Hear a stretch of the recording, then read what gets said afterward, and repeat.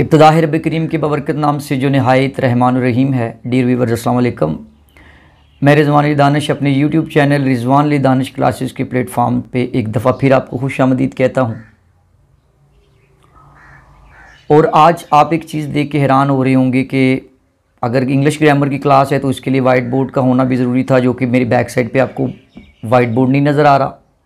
तो मैंने सोचा कि आज थोड़ा सा डिफरेंट अंदाज में थोड़ा जगह भी चेंज की जाए, मुख्तलिफ से इन्वायरमेंट में आज आपसे लेक्चर शेयर किया जाए। तो मैंने सोचा कि आज की वीडियो जो है वो मैं अपने ऑफ़िस में बैठ के रिकॉर्ड करता हूँ। ये इंशाल्लाह जो आपको बताऊँगा वो वाइट बोर्ड का मसला भी आपका नहीं बनेगा, इंशाल्लाह ताला आपको बड़े अच्छे तरीके से समझ आएगी। तो today I will discuss about the most important topic of the English grammar. The topic is parts of speech. अब डियर व्यूअर्स, आपने ये देखना है कि ये पार्ट्स ऑफ स्पीच क्या होते हैं। अक्सर ग्रामर में आप जब भी कहीं इंग्लिश लिखते हैं या आप स्कूल के अंदर, कॉलेजेस के अंदर, यूनिवर्सिटी तक भी ये पार्ट्स ऑफ स्पीच, चूँकि लैंग्वेज है, लैंग्वेज के साथ इसने जाना ही जाना है। जहाँ भी आपने इंग्लिश पढ़नी है तो ये पार्ट्स ऑफ स्पीच वाला पोर्शन जो है ये हर सूरत में इसके मतलब पूछा जाता है। एग्ज़ाम्स के अंदर भी पूछा जाता है। वैसे भी अगर बीइंग अ टीचर, अगर आप किसी जगह पे टीचर के तौर पे काम कर रहे हैं तो वहाँ पर भी ऑब्वियसली आपको इसकी ज़रूरत पड़ेगी। तो डियर व्यूअर्स, आज हम पार्ट्स ऑफ स्पीच के बारे में पढ़ेंगे। पहली बात तो ये कि पार्ट्स ऑफ स्पीच क्या होते हैं। देखिए, पार्ट्स का मतलब क्या होता है? हिस्से, मुख्तलिफ़ किस्म के हिस्से। और स्पीच का मतलब क्या होता है? गुफ्तगू करना। जैसा कि अभी मैं आपसे स्पीच कर रहा हूँ, मैं आपसे गुफ्तगू कर रहा हूँ, तो आप इसको स्पीच का नाम देंगे। आप किसी के साथ बातचीत कर रहे होते हैं तो आप उसको इंग्लिश में आप उसको कहेंगे कि मैं इसके साथ स्पीच कर रहा हूँ।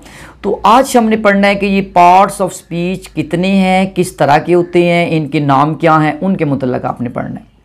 तो इससे पहले आपने एक बात ये माइंड में रखनी है कि जब भी हम किसी के साथ गुफ्तगू करते हैं, स्पीच करते हैं, तो उसके लिए हमें मुख्तलिफ़ अल्फाज की ज़रूरत पड़ती है। जब हम आप एक सेंटेंस पूरा करते हैं, एक अपना फ़िक्रा या एक जुमला पूरा करते हैं, तो उस सेंटेंस के अंदर या उस फ़िक्रे के अंदर या उस जुमले के अंदर हम बहुत से अल्फाज बोलते हैं।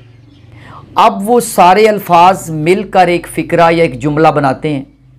तो अब एक फ़िक्रे के अंदर या अपनी सारी गुफ्तगू के अंदर, सारी स्पीच के अंदर आप जितने भी अल्फाज, जितने भी वर्ड्स बोलते हैं, उनका तल्लक मुख्तलिफ़ पार्ट्स के साथ होता है, जो स्पीच के पार्ट्स होते हैं। ठीक है, अब अगर देखते हैं कि पार्ट्स ऑफ स्पीच को उर्दू में क्या कहेंगे, तो वो मैंने जिस तरह पहले भी आपको बताया कि ये बनेगा क्या?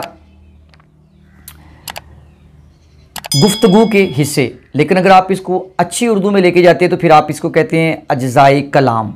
कलाम का मतलब गुफ्तगू ही होता है।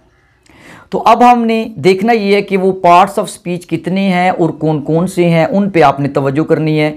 याद रखिएगा कि पार्ट्स ऑफ स्पीच 8 किस्म के होते हैं।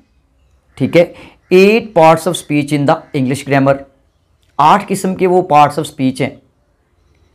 वो अब कौन कौन से हैं उस पर आपने तवज्जो करनी है। तो डियर व्यूअर्स, मैं अब आपको वो 8 पार्ट्स ऑफ स्पीच की एक लिस्ट बताने लगा हूँ। आपने इस लिस्ट को अच्छे तरीक़ा से याद कर लेना है। First part of speech is noun.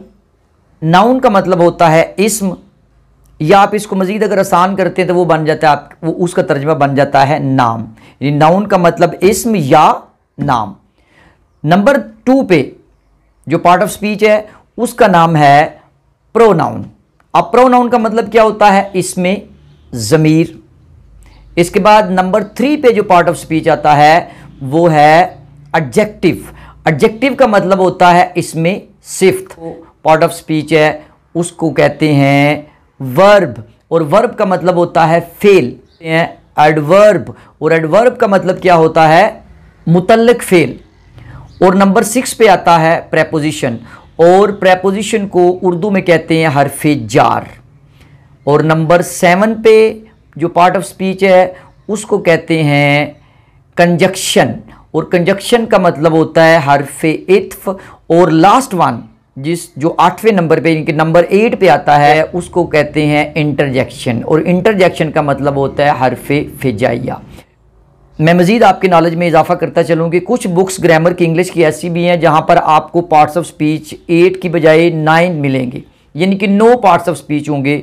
उसमें नंबर 9 पे आर्टिकल आता है, और वैसे जो जदीद किस्म की इंग्लिश, जो एडवांस इंग्लिश अभी चल रही है, इसमें पार्ट्स ऑफ स्पीच में से ये जो नंबर 9 है आर्टिकल को निकाल दिया गया है। इसलिए अभी जो ऑथेंटिक माने जाते हैं वो 8 पार्ट्स ऑफ स्पीच है जो अभी मैंने आपको बताए हैं। और अगर किसी जगह पे आर्टिकल आ भी जाता है तो आपको टेंशन लेने की ज़रूरत नहीं है।